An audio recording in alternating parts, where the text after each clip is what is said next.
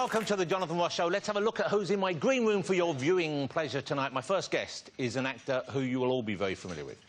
Sometimes he goes by the name Luther, John Luther. He has been known to answer to Mandela, Nelson Mandela. Maybe one day we'll call him Bond, James Bond. He's one of the hottest British actors right now. It's Idris Elba, ladies and gentlemen. There he is. Look at that. Bowl of free sweets and his antibodies. I'm thrilled to have my next guest back on the show. I'd like to say something from the heart here because I genuinely think this man is an incredible human being. He's taught us all so much. Every time I see him, I learn something new about the many wonders of the world we live in. Not just a national treasure, he's a global treasure. He needs no introduction. I'm thrilled to... No, not Keith Lemon. It's not me, obviously. It's not you. It's global. Go over. I've never even been to America. I'm talking about... Never mind, Keith. I'm talking about Sir David Attenborough, ladies and gentlemen. There he is. Good evening, Sir David. My next guest has had a remarkable career. She was a model at 14, a movie star at 17. I loved her in early films like Stealing Beauty and Empire Records, but then she went on to wow the world in Hollywood blockbusters like Armageddon and, of course, The Lord of the Rings. It's the fabulous Liv Tyler. And my final guest, well, you've seen him already, Run for Your Lives, it's the shy and retiring Keith Lemon. There he is. He's looking quite sophisticated. You're looking quite sophisticated tonight with your hair like that. Thanks. Now, seeing as we have one of the greatest natural history experts on the show, I think it's only appropriate that I ask him to take a look at this picture. That was a bad episode of Loose Women, wasn't it? That was of course not. That's a picture of some rescued battery chickens in Cornwall wearing some lovely jumpers that were knitted for them by their new owner to help them get used to the cold outdoors. Isn't that lovely? Yeah? The owner says the jumpers are the best way to keep chickens warm, although I find putting one in the oven for 2 hours at 200 degrees is just as effective and more delicious. One of them looks like they're wearing a boob tube, doesn't it? Look, there you go. Maybe they're going on a hen night. Wow, that's a tough crowd right there. It's not just chickens, though. Would anyone like to see a cock in a jumper? Let's get my first guest out. He's not just an actor at the top of his game, he's also a respected DJ, and he's just brought out a new range of clothing as well. All that, and he is the coolest man on the planet. It's Idris Elba!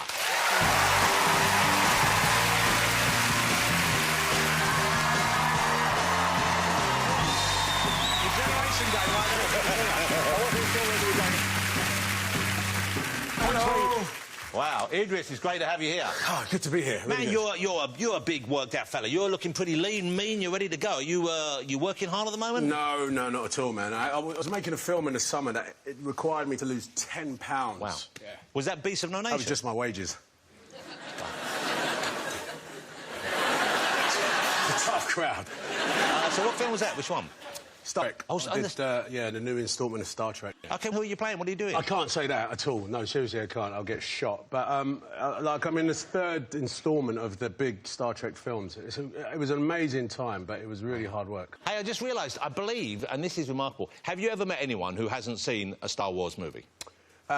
Yes, my son. Well, how old's he? 19 months. Well, that doesn't count.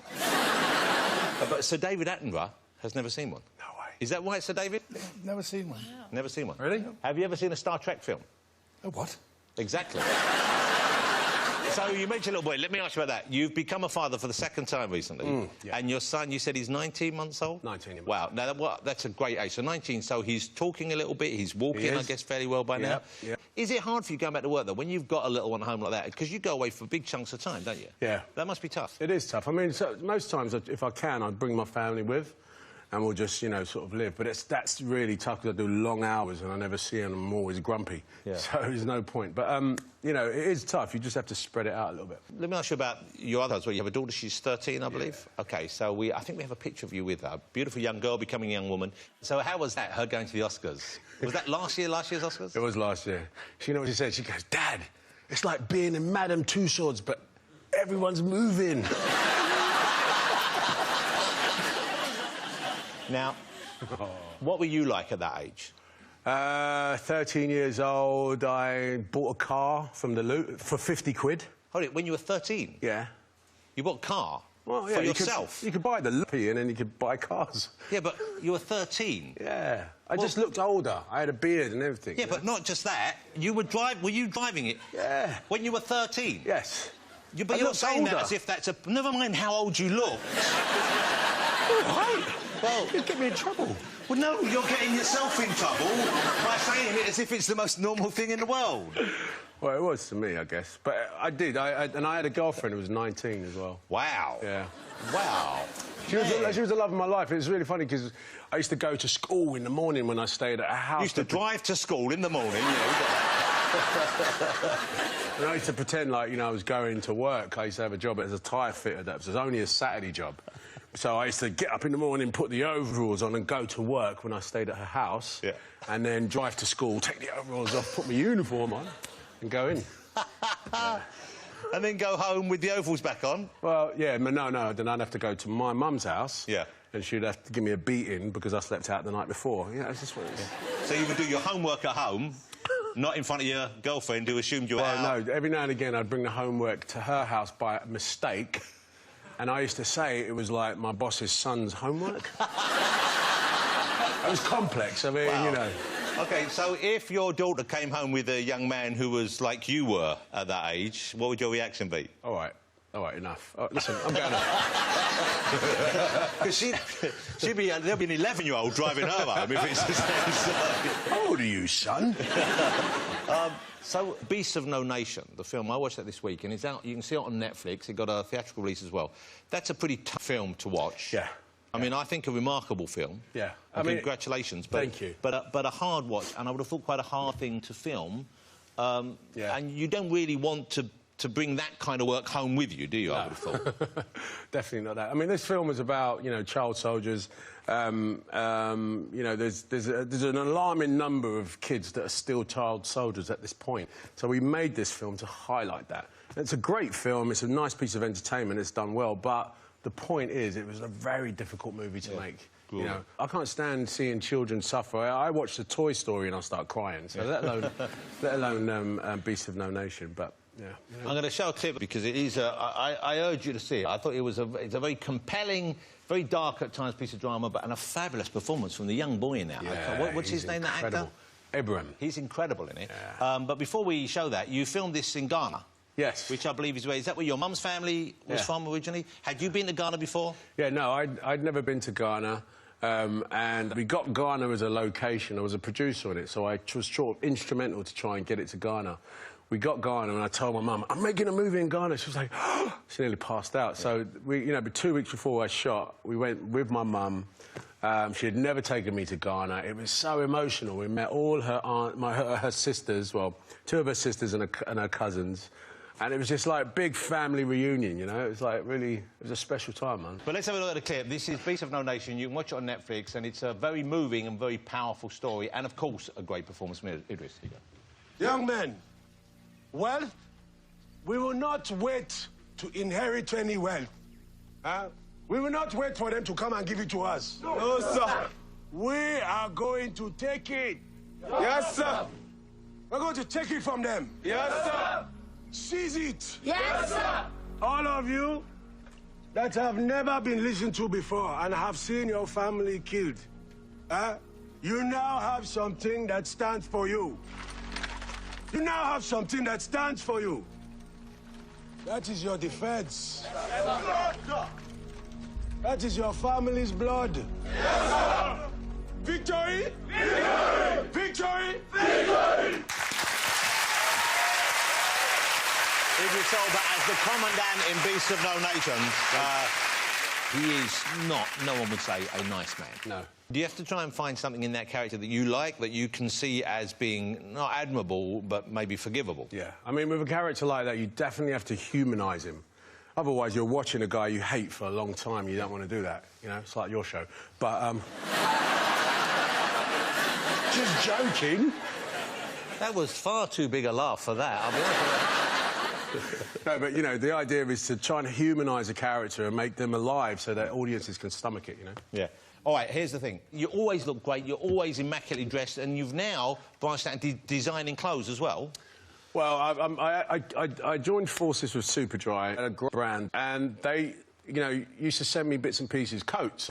So I said, I really love these coats, and before you know it, we sat down and I said, Idris, we think you're an influencer in fashion, just by what I wear. Yeah. My stylist, Cheryl, who's out there somewhere, she gets all the praise for that. But the truth is that we decided to just, you know, put those ideas together, and I had a really great time making clothes. I've never done that before, you know, sort of designing how the fit should be, what the jumper should look like, the V-neck. I've had a great time doing it. I really have. So you're doing clothes, you're acting, obviously, movies and TV. Is there anything you want to do that you haven't done? I can't think there are many things, apart from, obviously, being a dad and staying involved in your kids' life. What is there for you that excites you? I wouldn't mind getting some rest, that's for sure. Just getting a bit of sleep. Well, with a little boy who's not yet 2, that's not going to happen, That's not going to work very good. But I didn't... Actually, I was talking to my agent the other day. I wouldn't mind a spot, like, sort of like late-night presenting. You know, like when you wear a suit and you do...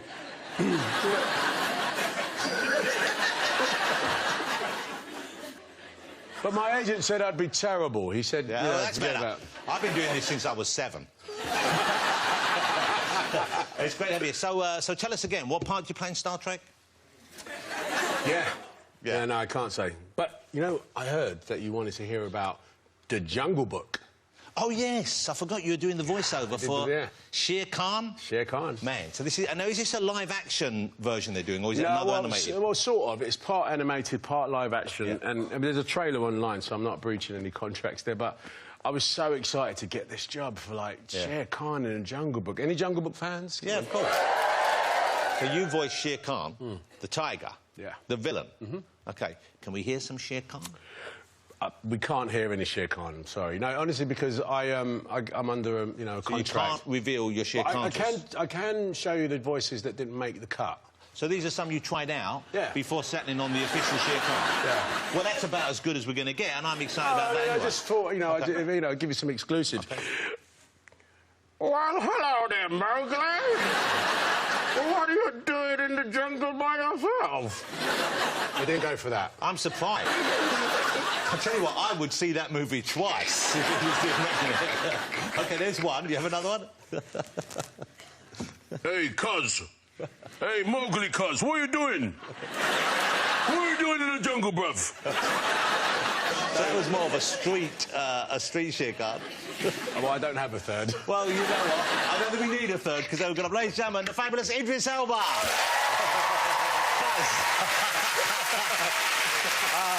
Idris is sticking with us, but still to come, we'll be joined by Sir David Attenborough, Liv Tyler and Keith Lemon, so don't go away.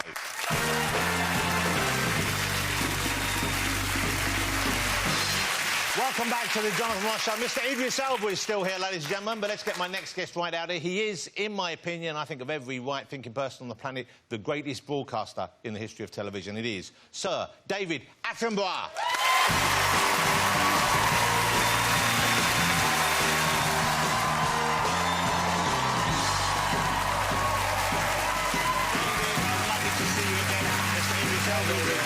Such a pleasure. Thank you such for joining us once again on the show, Sir David. Thank you. So at the moment, I'm hoping you're watching this. I'm watching it. It's unmissable television, I think. The Hunt, to which you have supplied the voiceover, the narrative. It's on Sundays on BBC One at 9 p.m. It's out on DVD just now as well. It's just coming out now on DVD. What is it that excited you about this? What things did you discover making this that maybe you hadn't seen or been aware of before? Well, it's quite a long list. The fact is that this is one of these natural history shows where they have given everything. They've given time, they've given money, they've given the best cameraman, the best directors, and it's absolute tops. So that when you're invited to add your voice to that sort of thing, it's a privilege. But the sequences are you know, some of those shots took 2 years to get, you know. Wow. So, and every shot there is just the tops. 3 years was the period in which they shot the whole thing, I think. And so 2 years they were waiting but some of them, I mean, like the blue whale, for example, they wanted to film the blue whale, which had never been filmed underwater. And that's the largest creature on Earth. The largest creature that's probably ever lived, ever. But underwater, it's very difficult to get. And they wanted to get it feeding. And the trouble about that is that whales feed on plankton, on small things, you know, and so the water's very cloudy. So you can't get a good shot. So you have to get the remarkable moment when you've got not only the whale feeding, but it's feeding in clear water, and they eventually got it and saw these remarkable shots. Nobody had ever seen this before. And they wait until the water's full with enough of the krill and the small creatures before, because it's quite an effort for them to open their mouths. Yeah, because on that, with that size, on that number of tons, just creaking open those huge jaws takes. You don't do it and waste a lot of energy unless you're going to get something back. It's like me and Nando's, unless I've got the whole chicken. And what that gets back, of course, is tons of water loaded with these things. But then for you to film once again, though, squeeze it like that, squeeze out the water and swallow the plankton. Wow! I love the fact, though, you are still excited about seeing footage like that. I mean, it's a great thrill, you know. There are things that you wish you'd ever seen, and then suddenly you see them on film, and particularly when the film comes in first and you see it for the first time, it's terrific. Are there moments in animal behaviour that you know happen, but you haven't seen? You haven't been involved with the capturing of that on film? Oh, yes. I mean, that involves actually giant squid. Giant squid have been filmed. This is an enormous thing, 100 foot long or something like that, with its tentacles out. They live in the very deep water, very seldom seen alive. A Japanese team managed to film one a couple of years ago, but we know that giant squid fight with whales, with sperms, because the sperm whales have circular scars on their snouts, which can only come from the huge of the giant squid. Now, that's a titanic battle. But they're terrifying, some of those creatures. Are you frightened by many of the animals you see on film? Because there's some footage in this that really gave me the creeps. The octopus walking on land in this is one of the most disgusting things I've ever seen in my life. Did you not think... The most ingenious and athletic. Did you know an octopus could walk on land, Idris? No, I'd never heard of that. Really? Yeah, they can. So say you were out walking your kids on the beach and you saw an octopus walking towards you, Idris. What would your reaction be? I'd leave my kids. OK, well, let's have a look. Just so you know what to look out for. Yeah. This is from The Hunt, isn't it? Yeah. This is actually in The Hunt. This is an octopus looking for food, and he has the temerity to leave the ocean. But this is no ordinary octopus.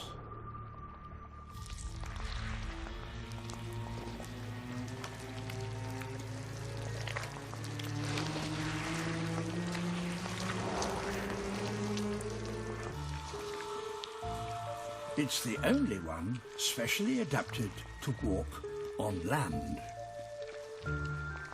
It pulls itself along using the hundreds of tiny suckers that line its arms.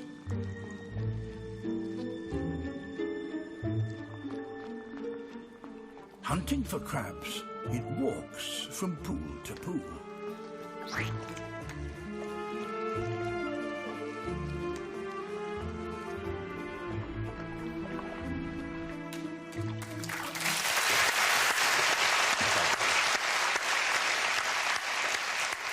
I mean, with the jolly music there, it's kind of... OK, you put horror music over there, and that's a terrifying sight. Actually, I've walked out some pubs like that. So.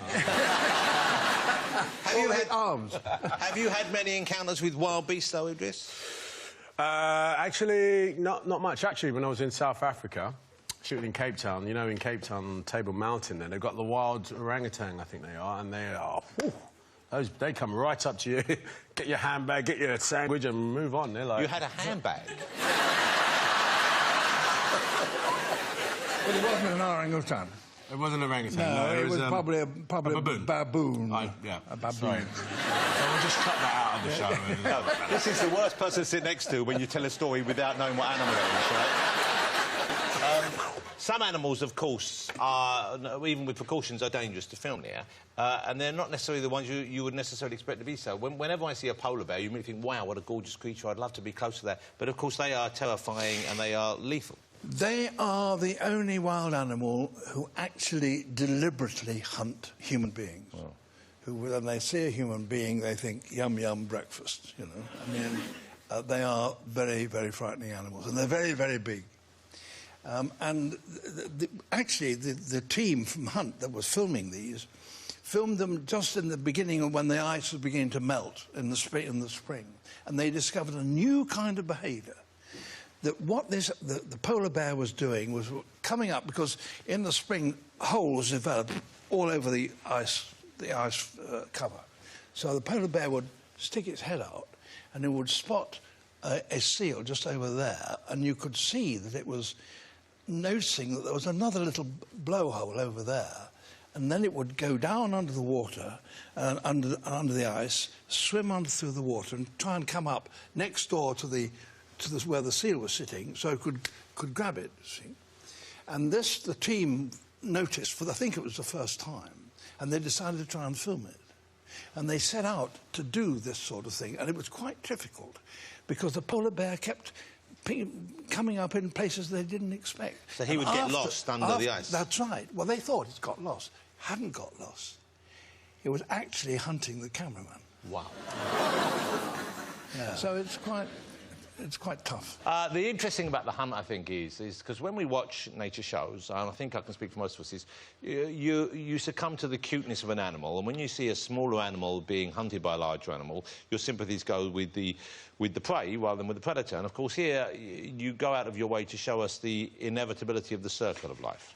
Yes, the fact of the matter is that most predators fail most of the time. It's very, very tough being a cheetah or a lion. We don't show the kill. What we're interested in is the tactics in which the predators use to attack, and the tactics that the prey use to escape. Yeah. I mean, hunting dogs, for example. I mean, hunting dogs have a hunt as a team, and because if they were operating singly, they could never bring these things down.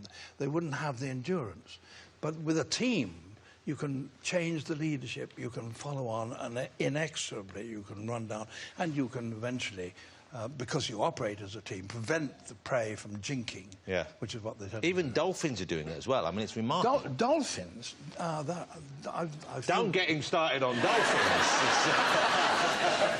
Dolphins, in Florida, they come into the swamps, into the mud flats, and they operate as a team, and they herd the small fish so that they sweep them up with a bow wave, sweep them up onto the mud, and then they themselves follow them and, lying next door to one another, lie on their sides and scoop up the fish. It's amazing to see. And actually, the extraordinary thing is that, of course, if you've got 8 dolphins, they're going to do this as a team, and they're going to turn on their side to pick up the fish with their mouth. They've all got to turn the same way. Yeah, oh, yes. So that, because otherwise if one turned one way or another, then they would... It would be awkward. They'd be awkward. They would only get half as much. Have you ever kissed a dolphin?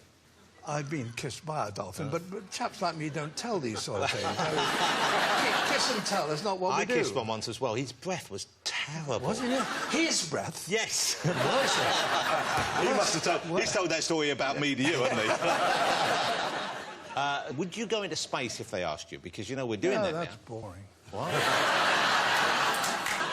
I'm not turned on by space. I know it's lack of imagination or something. But this planet we've got is so packed with excitements and Why do you need Darth Vader when you've got an octopus walking across a...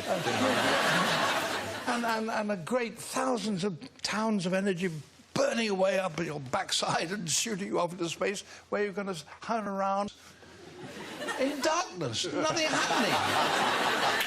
I'd much rather go on the Barrier Reef. I can see. OK. For Richard Branson, I'm cancelling my ticket, OK? I'm not going.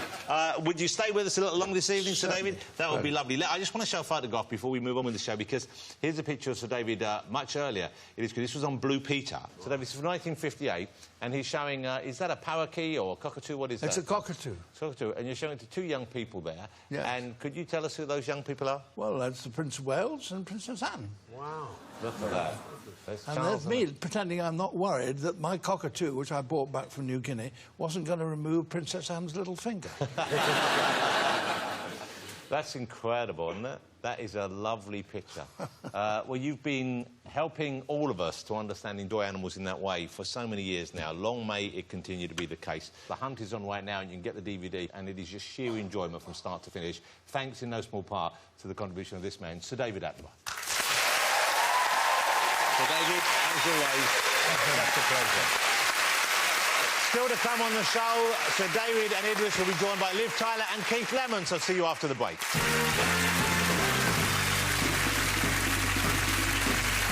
Welcome back to the Jonathan Ross Show. Sir David Attenborough and Idris Elba are still here, ladies and gentlemen, but let's get my next guest out. In addition to being a great film star, she's now on our TV screens and an intriguing new series called The Leftovers, produced by the same people who brought you Lost. It is the fabulous Liv Tyler.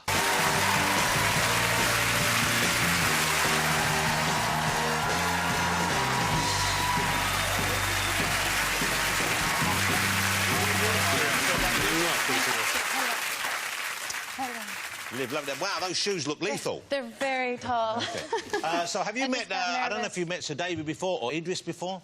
In the green room. We go way back. And did you meet Idris in the past? I heard you'd met Idris once. No, I know that was kind of a... No, it wasn't me. It wasn't him. I thought I did one time, but... No, not really. I thought I saw him. I thought I spotted him once. So you thought you saw him? In the airport, luggage carousel. Luggage carousel. No, I would remember that, I think, for sure. I got really shy because I thought you were very handsome. Really? But it wasn't you, but... So I kind of like looked up like a deer, and then I kind of... Well, if you thought something. OK, now I met you a few years back when you were right in the middle of the craziness surrounding Lord of the Rings. What are your fond memories? What do you think back on with the greatest fondness when you think about the period of making them or going around the world to talk about them? There was so much. I mean, it was amazing because what we were doing was quite new, like it had never really been done before, and now it happens all the time. And but making 3 films at once, and I was so young when it happened, and now I have an 11-year-old son, almost 11, next week, and I wish that I could do it again and have him with me and get to see all those things. So. Well, you have a younger baby as well, don't you? I do, yeah, a 9-month-old. A 9-month, wow. Sailor Jean. We have a picture of your little boy here. So David Beckham is Sailor's godfather? Yeah, one of them. Wow. He has other ones, too. So, because your husband works with David, I believe? Yes, yeah.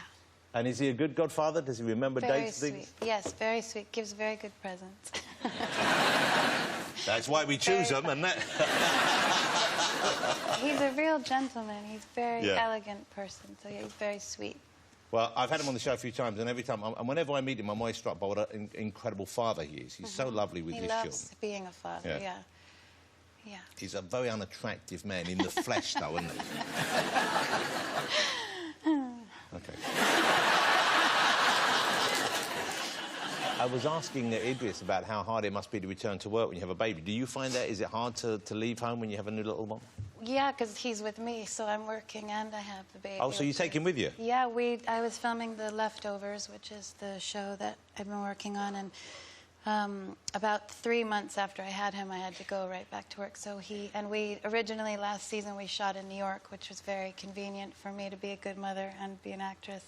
And they relocated us to Austin, Texas, so he came with me.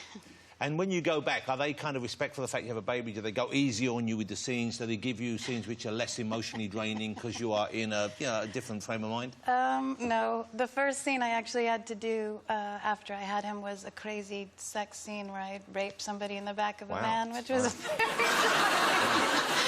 It's exactly what a new mother wants to do with her time. Let me ask you about the experience where you have with fans, because I know Lord of the Rings fans are a bit like any kind of popular fantasy.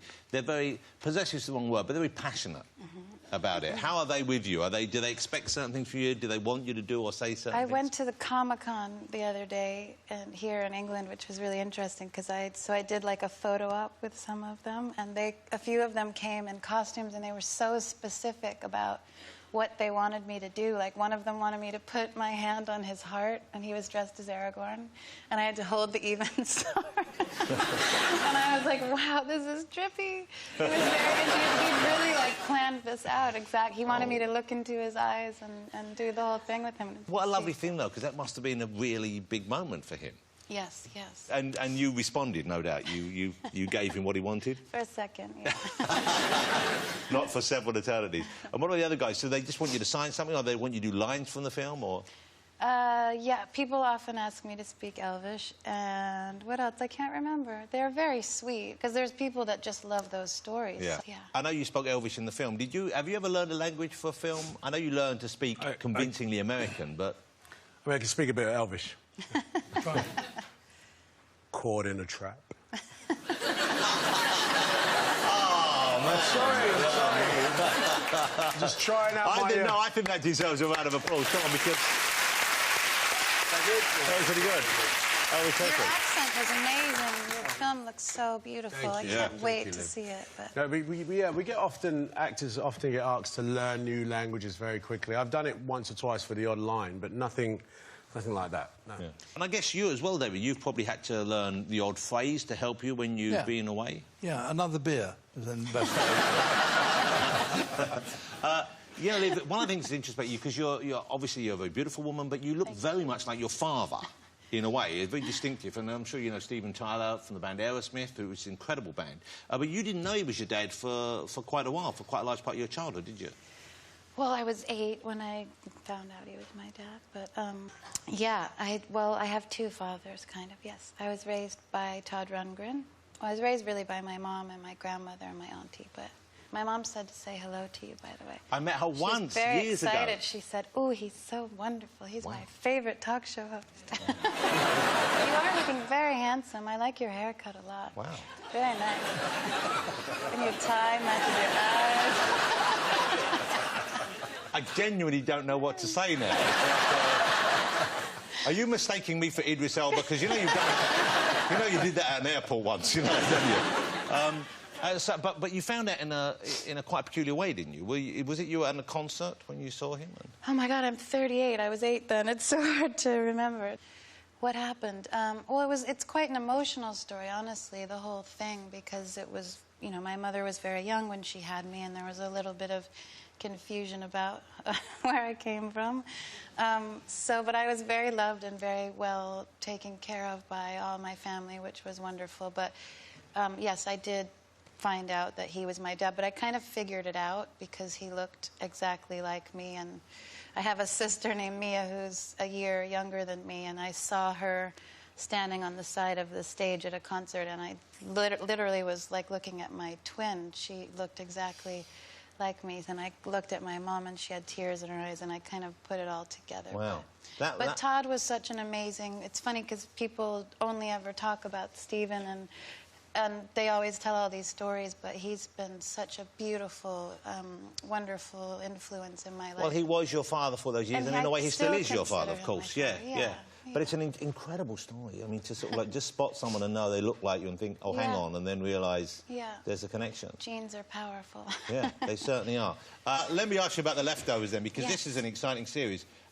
Damon Lindelof, who was one of the guys behind Lost, created this, I believe, and it's an incredible premise. Explain the premise to people who haven't seen it. I knew you were going to ask me that. Well, it's a great idea, but it's a weird idea, isn't it? So it's based on a novel written by Tom Perrotta.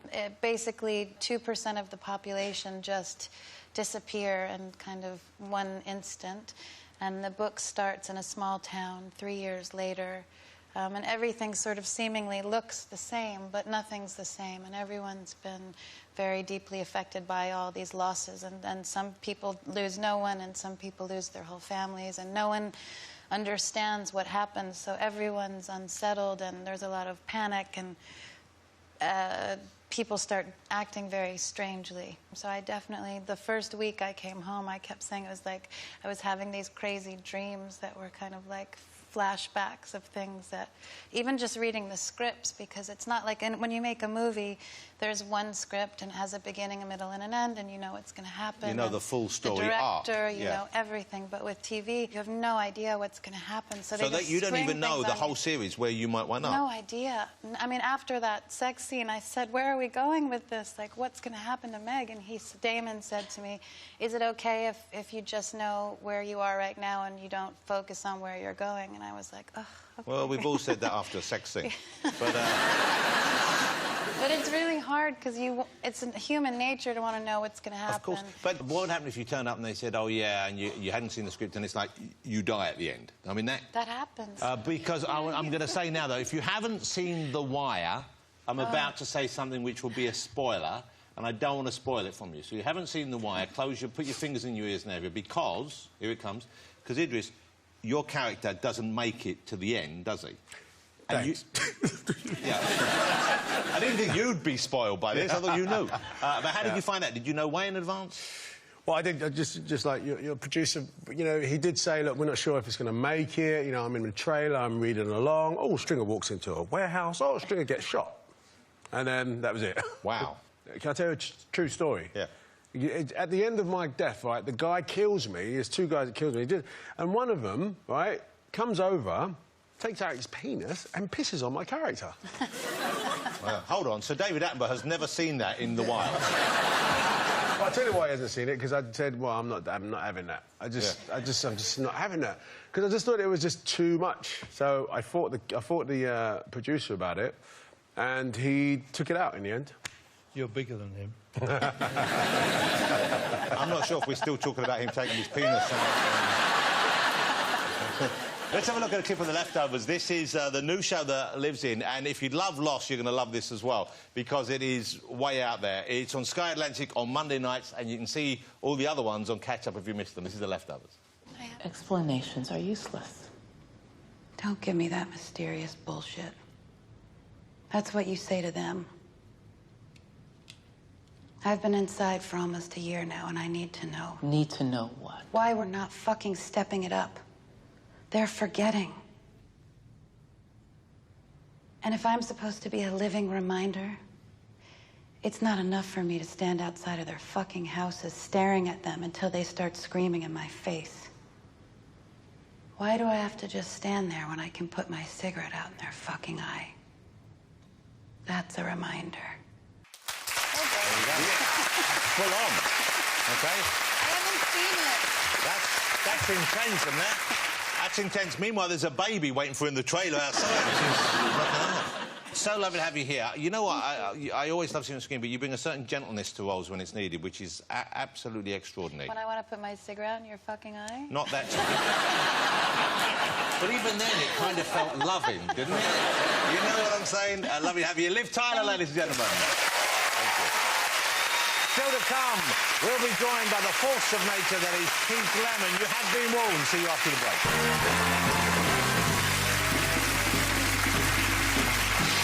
Welcome back to the show. I'm still here with Liv Tyler, Sir David Attenborough and Idris Elba, but let's get my final guest out. What have we let ourselves in for? Here he is, ladies and gentlemen. It's Mr. Keith Lemon.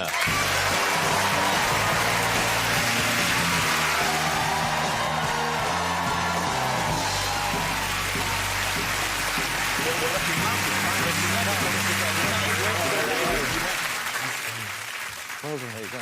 Wow. How are you? You well? Not really. OK.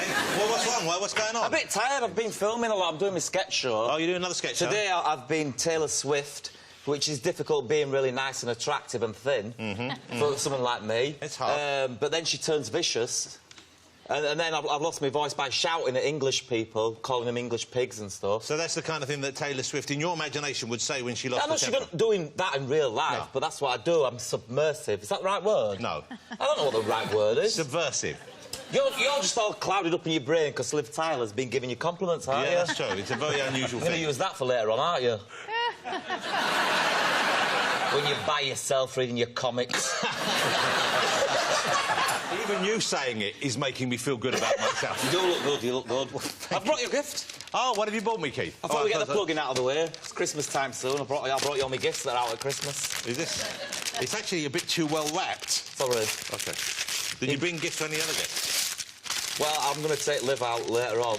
Yeah. I've got my Nando's card with me. Free chicken. I am the chicken master. OK, so I've got The Beaver and the Elephant. Now, this is interesting. This is your children's book. This is the second volume of your children's book. Children's book. A children's book, Yeah. Yeah. It's called The Beaver and the Elephant. Yes, Yeah. but I have never referred ever in my... Because this is what gets me really vexed. I've done 2 kids' books. This is what's really getting me vexed. What was the first one called? The Beaver and the Elephant #1. But I have never referred to a ladies' magical zone as a beaver. Right. Ever. A beaver is an animal, isn't it, Sir David? Yeah. I don't even know how that becomes a beaver. Why is that now a beaver? I don't know. Sir David? Have you... There might be a medical reason. There might be a natural history reason behind it. What an eclectic mix. Yeah. Did someone drop out? Is that why I'm here? Yeah. So, congratulations on another series of Celebrity Juice. Liv Tyler would be good on Celebrity Juice, wouldn't she? Yeah, oh, she'd be great.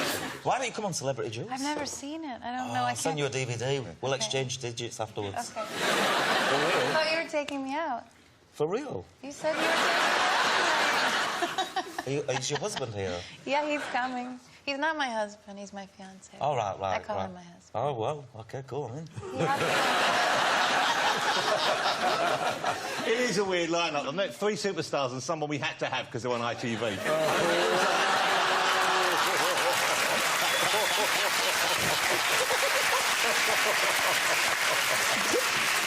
You wanker.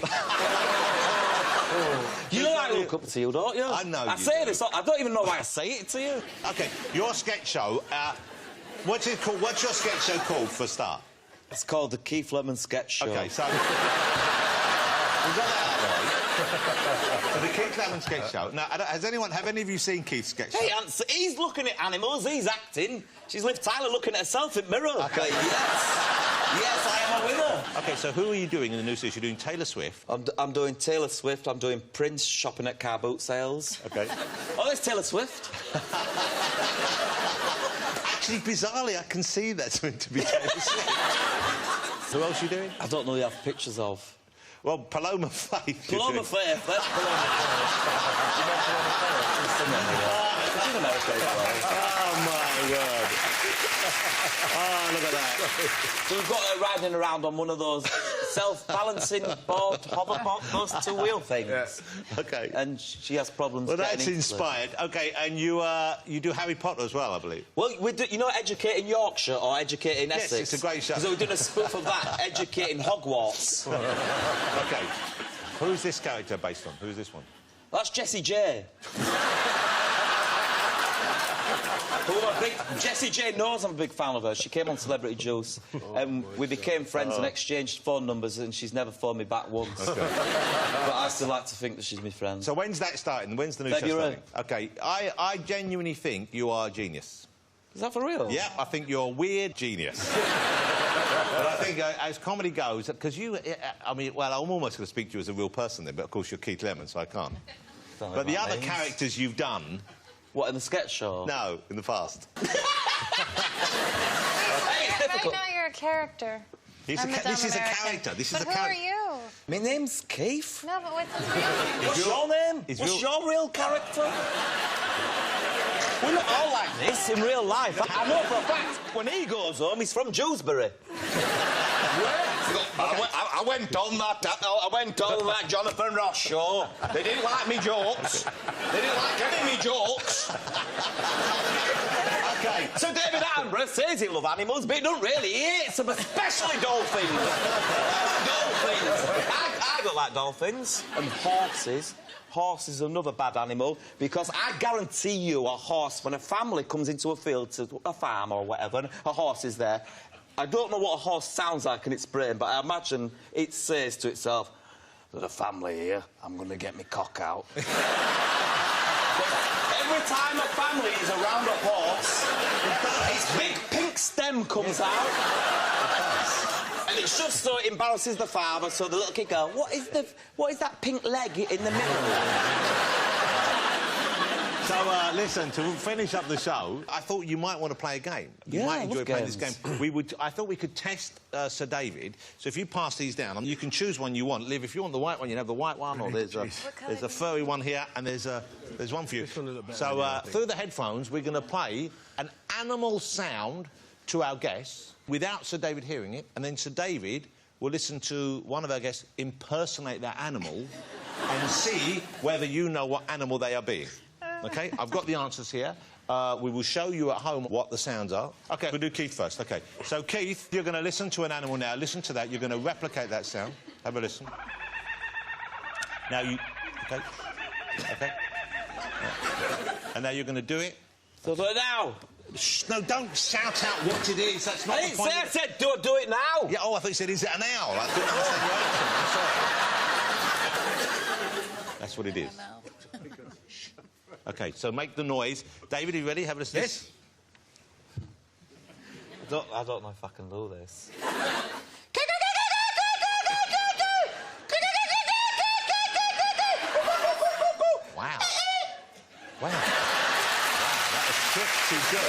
pretty good.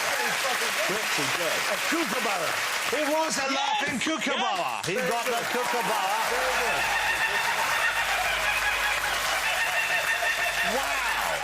Wow, well, that has... OK, I'm going to try the next one. I'm going to try the next one for you. OK, I'm going to try... I haven't heard this, so... let me...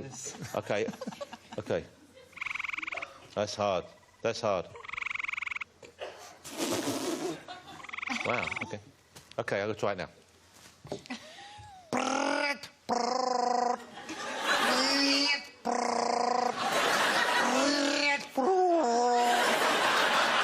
Capercaillie.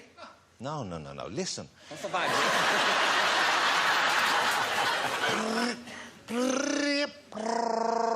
It's a vibrator on a tin tray.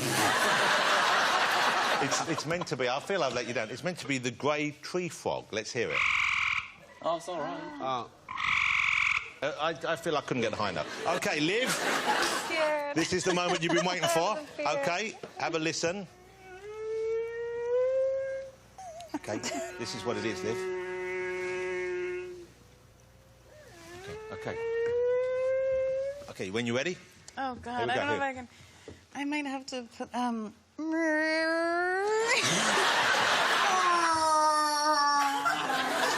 whale. A whale. Yes, can we be more specific? Yeah, humpback. Humpback It's a whale. humpback. Wow. Wow, Liv. Good work. We're 2 for 3 here. I've let the side down. All right, OK, so, Idris, you're up. You're up, big All man. right, coming in. Let's have a go. OK, this is a tricky one, and I'd be surprised but delighted if Sir David What? gets this right. Have a listen to it. I'm just going to say...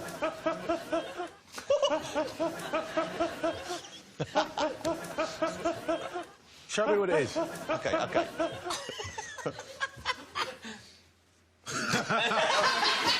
OK. OK, so you ready to try it? Really? Yeah. All right.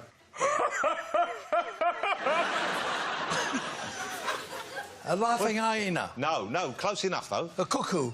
No, not a cuckoo. No, don't do things with your face. That's weird. I'm trying to get the... Well, you don't. I'm You're an not. You're actor, just I've got to weird. get the... It's more of a. OK. A